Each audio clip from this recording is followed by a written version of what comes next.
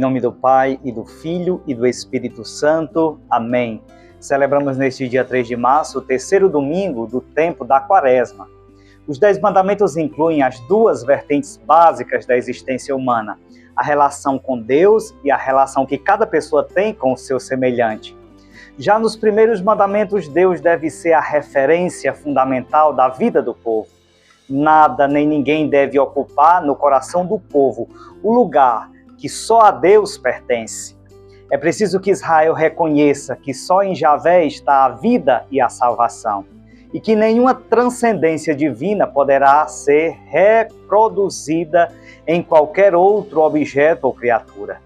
É preciso que Israel reconheça que não deve manipular Deus e usá-lo em apoio de projetos e interesses puramente humanos.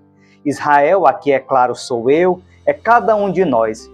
E muito além do que construir imagens de bronze, gesso, barro ou qualquer outro material, o cuidado que Deus quer que tenhamos é o de não fabricar nossos próprios ídolos, que pode ser coisas, pessoas, sentimentos, situações.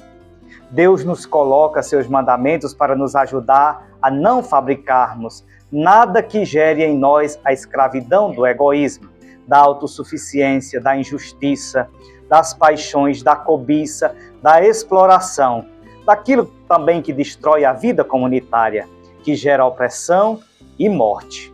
Assim, tudo ficará favorável a uma vida comunitária fraterna e solidária, livre, onde os direitos e a dignidade de todos são respeitados.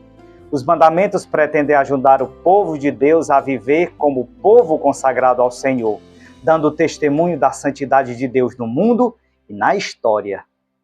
Neste tempo quaresmal e da campanha da fraternidade também, interroguemo-nos: que lugar ocupa Deus na nossa vida? Há na nossa vida deuses que ocupam o lugar de Deus e que condicionam as nossas tomadas de posição e as nossas opções? Deus zela pelos seus, viu? Veja o Evangelho quando Jesus expulsa os vendilhões ao redor do Templo de Jerusalém. No lugar propício ao encontro com Deus, diversos ídolos se sobressaíam a esse encontro. A exploração, a ganância, a esperteza, a injustiça, o aproveitamento da fé alheia, semelhante a muitas situações que inclusive vivemos hoje nos nossos tempos.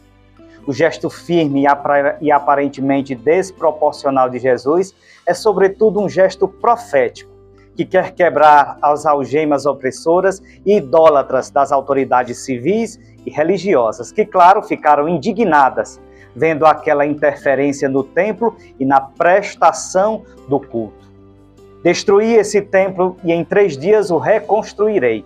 O templo que Jesus falava era ele próprio, o novo templo do incorruptível, do nosso Senhor, que seria arruinado, mas que a ressurreição garantiria a sua reconstrução.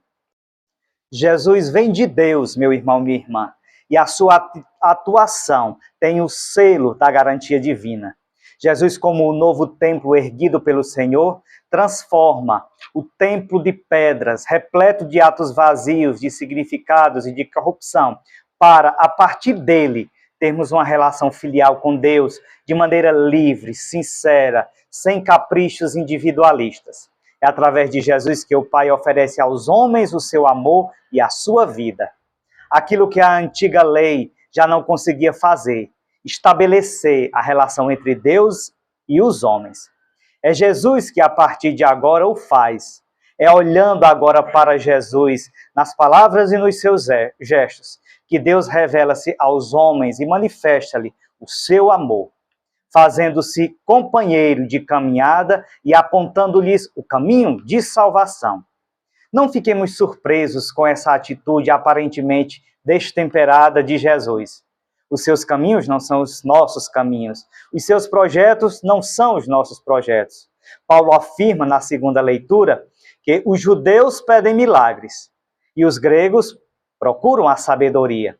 Quanto a nós, lembra Paulo, procuramos e pregamos Cristo crucificado, escândalo para os judeus e loucura para os gentios. Ora, esse anúncio chega a doer nos ouvidos de muitos. Humanamente falando, não tem nada de belo e sedutor. A cruz era um instrumento de suplício para os últimos da sociedade, para os cidadãos sem direito e sem dignidade. Causava horror e significava infâmia. Mas Paulo vê na cruz, onde Cristo foi morto, a manifestação humanamente desconcertante, mas absoluta e categórica da força salvadora de Deus. A sabedoria do mundo criou hoje, minha gente, pessoas doentes de corpo e de alma, infelizes, porque têm em si mesmas as suas e em suas posses os seus ídolos. Já a sabedoria de Deus é fonte de salvação e de vida verdadeira. Na cruz manifestou-se a força de Deus, que salva e zela a humanidade por amor. Um santo e feliz dia do Senhor. Bom dia.